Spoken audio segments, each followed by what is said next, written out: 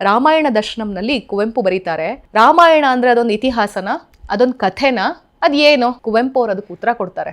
ಇತಿಹಾಸ ಮಲ್ತು ಬರೀ ಕಥೆಯಲ್ತು, ಕಥೆ ತಾನ್ ನಿಮಿತ್ತ ಮಾತ್ರಂ, ಆತ್ಮಕ್ಕೆ ಶರೀರದೋಲಂತೆ ಮೈವೆತ್ತುದಿಲ್ಲಿ, ರಾಮ ಕಥೆಯ ರಾಮರೂಪದ ಪರಾತ್ಪರನ ಪುರುಷೋತ್ತಮನ ಲೋಕಲೀಲಾ ದರ್ಶನಂ, ಬಹಿರ್ಘಟನೆಗಳ ಪ್ರತಿಕೃತಿ ಎನಿಸುವ ಲೌಕಿಕ ಚರಿತ್ರೆಯಲ್ತಿದು, ಅಲೌಕಿಕ ನಿತ್ಯ ಸತ್ಯಂಗಳಂ ಪ್ರಥಮಿಸುವ ಸತ್ಯಸ್ಯ ಸತ್ಯ ಕಥನಂ ಕಣ ಈ ರಾಮಾಯಣ ಅಂತ ಹೇಳ್ತಾರೆ ಕುವೆಂಪು ಅವರು. ಎಂತ ಅಪರೂಪದ ಮಾತು. ಆತ್ಮಕ್ಕೆ ಈ ಶರೀರ ಬೇಕು, ಹೇಗೆ ಆತ್ಮಕ್ಕೆ ಶರೀರ ಬೇಕೋ ಹಾಗೆ ರಾಮನಿಗೆ ರಾಮಾಯಣ ಬೇಕು. ರಾಮ ಎಂಬುವುದು ಆತ್ಮ, ರಾಮಾಯಣ ಎಂಬುದು ಶರೀರ.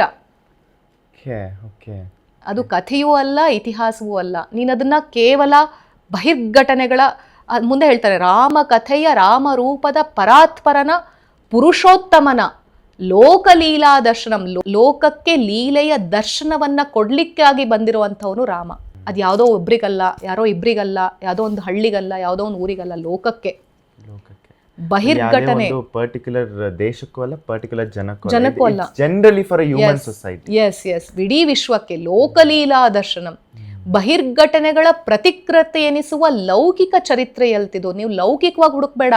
ರಾಮ ಚಿತ್ರಕೂಟದಿಂದ ಕಿಷ್ಕಿಂದೆಗೆ ಬಂದ, ಅಥವಾ ಕಿಷ್ಕಿಂದೆಯಿಂದ ರಾಮೇಶ್ವರಕ್ಕೆ ಯಾವ ರೂಟಲ್ಲಿ ಹೋದ, ಗೂಗಲ್ ಮ್ಯಾಪ್ ಇತ್ತಾ, ಸಮುದ್ರದಲ್ಲಿ ಹೆಂಗೆ ಕಟ್ದ, ಯಾರು ಇಂಜಿನಿಯರ್ ಇದ್ರು ಅವಾಗ, ಯಾವ ಕಾಂಪೋಸಿಷನ್ಸ್ ಕೆಮಿಕಲ್ಸ್ ಯೂಸ್ ಮಾಡ್ದ.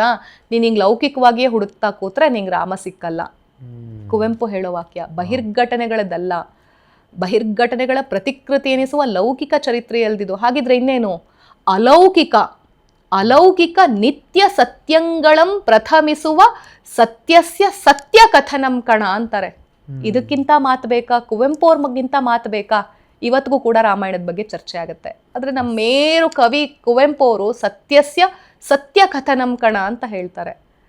ಮುಂದೆ ಅಂತೂ ರಾಮನನ್ನ ವೈಭವೀಕರಿಸಿರುವಂಥದ್ದು ವಿಷಯಗಳು, ಘಟನೆಗಳು, ವೈಚಾರಿಕತೆ ಬೇಕಾ, ವೈಜ್ಞಾನಿಕತೆ ಬೇಕಾ, ಆಧ್ಯಾತ್ಮಿಕತೆ ಬೇಕಾ, ಎಲ್ಲವೂ ಮೇಳೈಸ್ಕೊಂಡಿರುವಂಥದ್ದು ರಾಮಾಯಣ ದರ್ಶನಂ. ನೀವು ರಾಮಾಯಣ ದರ್ಶನಂ ಅಂತ ಹೇಳಿದ್ರೆ ಕನ್ನಯ್ಯ, ಇವತ್ತಿಗೂ ನಾನು ಅಲ್ಲಿ ರಾಮನ್ ಪ್ರಪಂಚಕ್ಕೆ ಹೊಟ್ಟೋಗ್ಬಿಡ್ತೀನಿ. ಅಷ್ಟು ಅದ್ಭುತವಾದ ಕಾವ್ಯ.